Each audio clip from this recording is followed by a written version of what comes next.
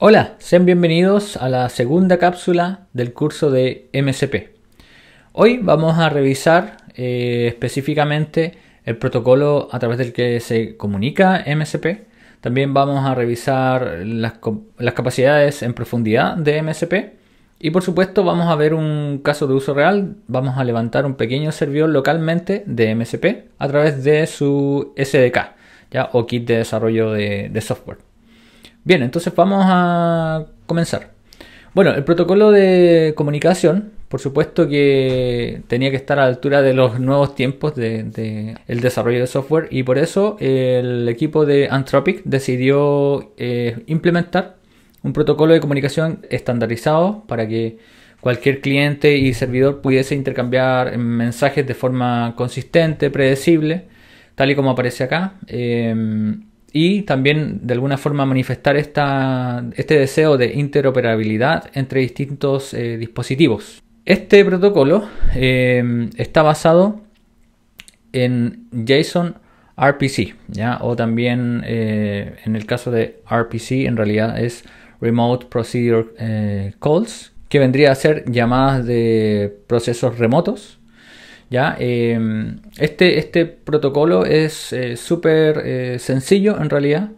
Lo único importante acá entender es que trabaja evidentemente con JSON como entrada y salida, y que es legible evidentemente para humanos, es fácil de depurar, es independiente del lenguaje con el cual uno está programando, es decir, es agnóstico básicamente.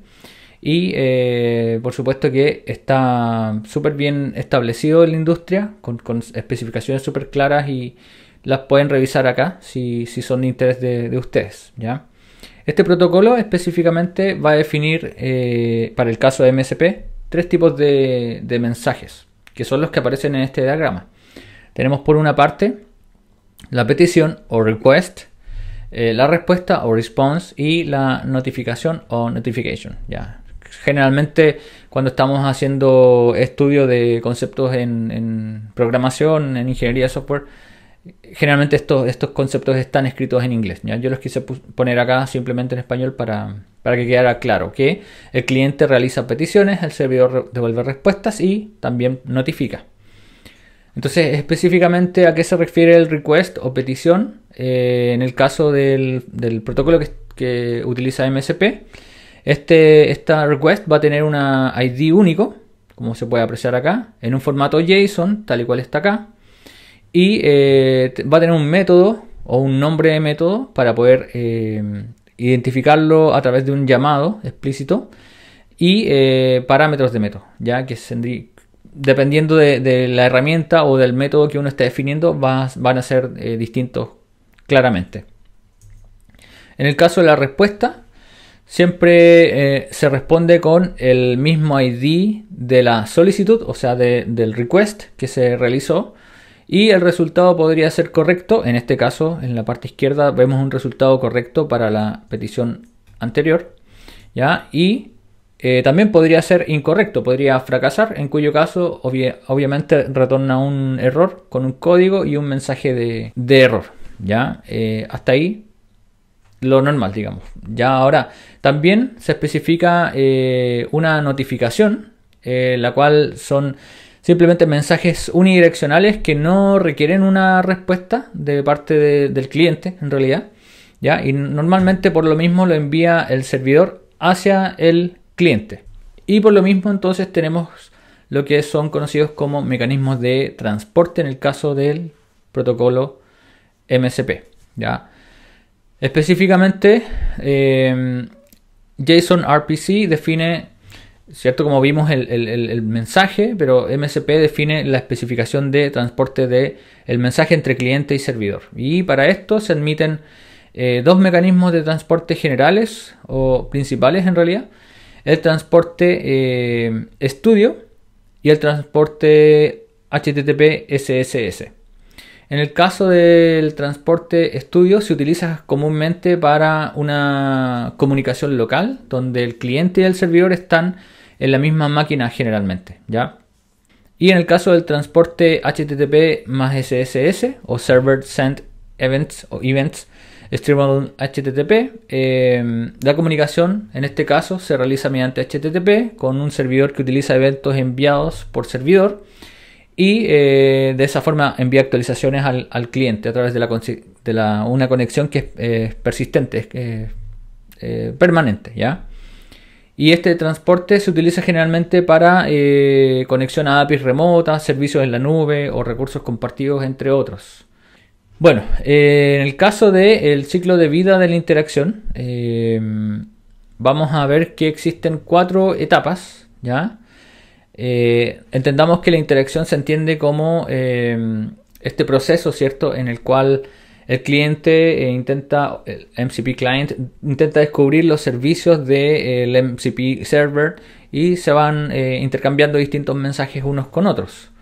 Ya, por lo tanto, hay un proceso de inicialización, del cual el cliente se conecta al servidor, intercambia versiones y capacidades a través del protocolo y el servidor responde con su versión y capacidades.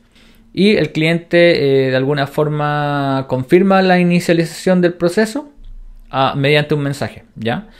Luego está el descubrimiento, que es que el cliente solicita la información sobre las capacidades disponibles y el servidor responde con una lista de herramientas disponibles.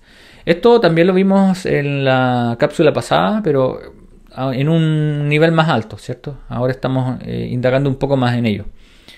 En este proceso, bueno, en realidad este proceso se podría repetir para descubrir nuevas herramientas o recursos, dependiendo del caso, ¿ya?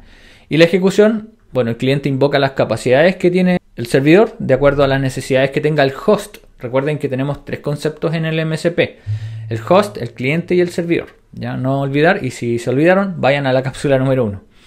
Y la finalización, que vendría a ser que la conexión se cierra correctamente cuando ya no es necesaria y el servidor confirma la solicitud de ese cierre. Por lo tanto, el cliente envía el mensaje final para completar esa finalización. ¿Ok? Bien. Respecto a las capacidades de MSP, también las revisamos en la cápsula pasada, pero ahora indagamos un poquito más en ellas porque vamos a ver sus formatos específicamente, cómo están estructuradas por dentro. Tenemos los tools, los resources, los prompts y los sampling, ¿ya?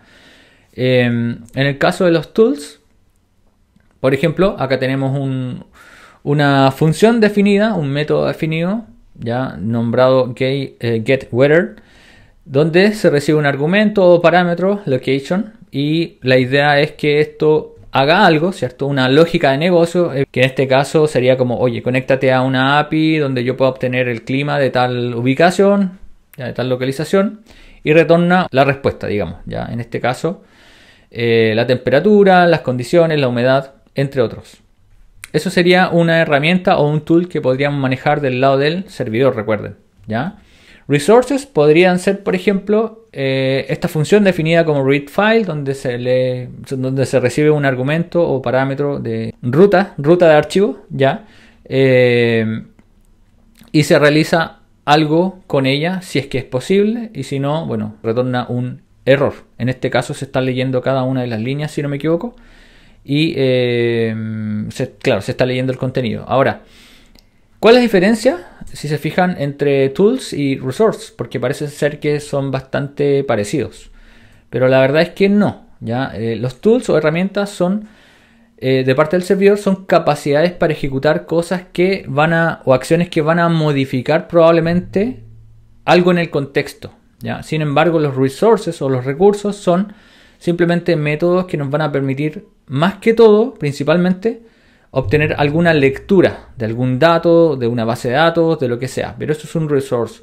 Vendría a ser como el equivalente en una API a un endpoint. Básicamente a un endpoint de tipo GET, en el que yo estoy obteniendo un recurso específico. Por ejemplo, no sé, una orden de pedido o un artículo específico, ¿ya? Eso es básicamente la diferencia fundamental. Y los prompts, que en este caso vienen a ser, bueno, fíjense acá, habla de una función code-review que recibe dos parámetros, un código, un script y un lenguaje de programación probablemente, ¿ya? Y el prompt define, en este caso, cómo tiene que comportarse el sistema y cómo debería pedirlo el usuario, ¿ya? O sea, un ejemplo de cómo sería esos dos casos. Por eso mismo se llama prompt, porque define una estructura a modo de ejemplo de cómo se debería usar alguno de los métodos o herramientas que definió el propio servidor. Y el sampling en este caso viene a ser también un ejemplo, pero en este caso acá lo que se define es una serie de interacciones entre servidor y cliente, ¿ya? En donde pueden ocurrir más de un paso, básicamente, y en donde evidentemente cada uno de los, bueno, en el caso del servidor va a responder, luego en el caso del cliente tiene que responder nuevamente y así se la pueden llevar intercambiando mensajes o intercambiando información hasta resolver una petición o un request. Eso en general, ¿ya? Es un muestreo, ¿ya? Son los pasos a seguir, básicamente. Aunque en general, con que se entiendan por lo menos los tools y los resources, ya llevamos una gran ventaja para poder implementar un SDK, perdón, para poder implementar un server MSP. Ahora, todo esto junto, cierto, acá hay una pequeña tablita donde se define por quién es controlado. En el caso de los tools, por el modelo LLM, ya la dirección es de cliente hacia servidor.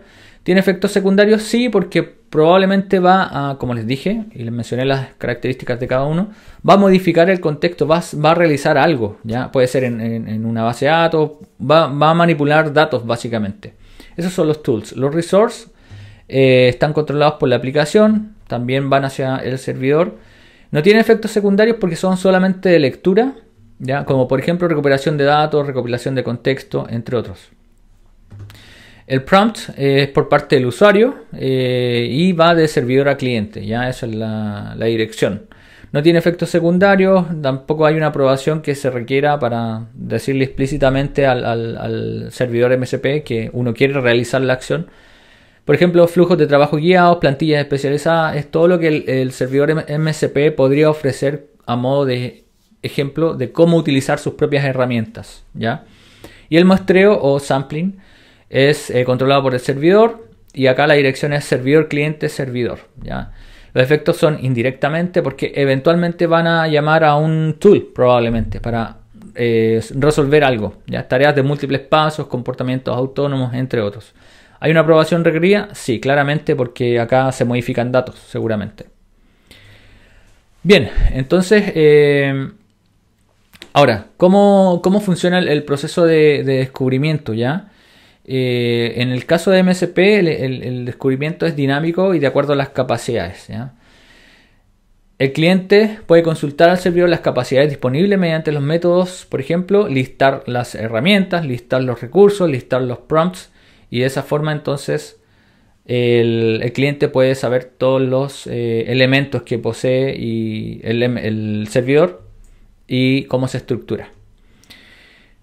Y como les dije, quiero que terminemos este video con un ejemplo, con un pequeño ejemplo, ¿ya? Yo les dejo acá en esta diapositiva y lo voy a dejar también en la descripción del video. Cada uno de los SDK de MSP que encontré hasta el momento, ya por ejemplo para distintos lenguajes de programación. TypeScript, Python, Java, Kotlin, etc. Y acá le dejo el enlace al GitHub y quién, bueno, en este caso quién los mantiene y si están activos o no. Así que les voy a dejar toda esta información en la descripción para que les puedan dar un vistazo si es que ustedes quieren realizar alguna implementación. Entonces vamos directamente a la implementación que les quería mostrar. Esto no es necesario que ustedes lo repliquen porque de hecho les voy a dejar el repositorio también en la descripción. Entonces, como les dije, vamos a revisar este pequeño proyecto que es levantar un servidor localmente a través de MSP en realidad. Este ejemplo yo no lo iba a implementar durante el video porque claramente me iba a tardar más tiempo, pero es básicamente un archivo llamado server en el cual pueden ver que estamos intentando crear un servidor MSP para una biblioteca digital, ¿ya? Supongamos que el caso de uso real es que nosotros somos una empresa de desarrollo de software y nos especializamos en... Nuestro entorno es una biblioteca digital, ¿ya? Este es nuestro, de alguna forma, contexto. Entonces tal vez, no lo sé, tal vez podríamos crear un servidor MSP para poder permitir que herramientas de LLM se conecten a nuestros datos, ¿ya? Básicamente, y resuelvan algo específicamente. Yo en este caso estoy definiendo acá una base de datos, entre comillas, local, ya, donde hay, bueno, identificadores, elementos, ¿cierto? Título, autor, año, género, descripción, entre otros. Luego defino los tools del servidor MSP, ya marcados con esta anotación. Por ejemplo, un tool podría ser buscar libros, ya, y se realiza la operación, la lógica de negocio, se retornan los resultados. También tengo una segunda herramienta, agregar un libro a la biblioteca. Y, por ejemplo, un ejemplo de resource, ya, información detallada de libros específicamente. Se dan cuenta que es muy parecido a un endpoint de tipo get, ya, en este caso. Y también un prompt, por ejemplo, generar la reseña de un libro. Entonces acá le podríamos especificar al usuario cómo se utiliza tal cosa, tal herramienta o resource, ¿ya? Y eso es todo. Bueno, el main principal está simplemente haciendo correr el servidor. Entonces vamos a limpiar acá un poco y voy a proceder. Bueno, en este caso voy a trabajar con UV, ya que es también se los voy a dejar en la descripción del video. Es una pequeña herramienta, ya que es un project manager y también de paquetes de Python, que es extremadamente rápido, ya escrito en Rust. Y acá pueden ver la comparativa gráficamente con otras herramientas. Ya, así que si quieren instalarlo, UV lo pueden instalar. Les voy a dejar este enlace, como les digo, y lo pueden instalar directamente acá, dependiendo de su sistema operativo. Yo ya lo tengo instalado, así que simplemente voy a hacer uso de él. Ya, entonces acá tendríamos que poner algo como UV init para inicializar el entorno. También UV ven, ya, para inicializar las variables de entorno. Y también activar a través de este comando source y activate, ¿ya? Y luego podríamos en este caso instalar la dependencia que tenemos acá, que es fastmcp, que vendría a ser, bueno, dentro de los ejemplos que les dejé, probablemente está dentro de este repositorio, ¿ya? De Python SDK, sí, que está mantenido por Anthropic. Entonces vamos a poner algo como pip install y msp entre corchetes cli, que es un conjunto de herramientas de msp, y las vamos a poner entre comillas simplemente. Entonces una vez que lo haga, ya podemos correr este servidor MSP mediante Python, ¿ya? Así que eso es lo que vamos a hacer, MSP dev, para que estemos en un entorno de desarrollo y podamos revisarlo y probarlo.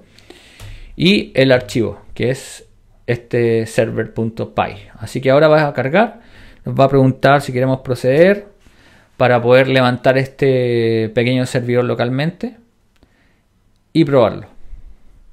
Bien, si abro este enlace me lleva directamente y puedo conectarme.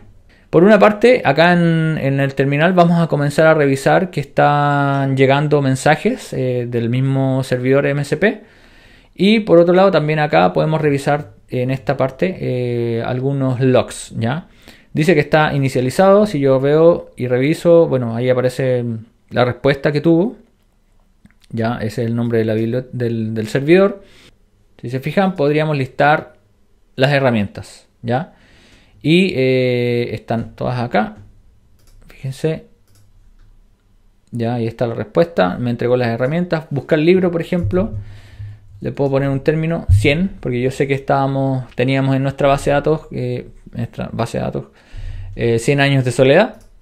Y si se fijan acá, encontró ese libro y me dio la respuesta. Obviamente todo esto que estamos viendo acá sería lo que podría descubrir, recuerden, descubrir el MSP Client, ¿ya? El cliente entonces va a hacer esa primera conexión para inicializarse y descubrir todos los tools y resources que tiene el MSP servidor, ¿ya? Por lo tanto, una vez que descubra todo eso, va a poder realizar la tarea que el usuario le pidió que hiciera. Pero en este caso, si le decimos, oye, quiero agregar un libro a la base de datos de este sistema, entonces va a ir y va a buscar esta función, agregar libro, y bueno, necesita pasarle todos estos parámetros y correr esa herramienta, ¿ya? Entonces es solamente eso. Quería mostrarles un pequeño servidor MSP corriendo localmente. Y los dejo invitados para que vean la próxima cápsula. Si les gustó este video, denle like y compártanlo. Sería de mucha utilidad para mí.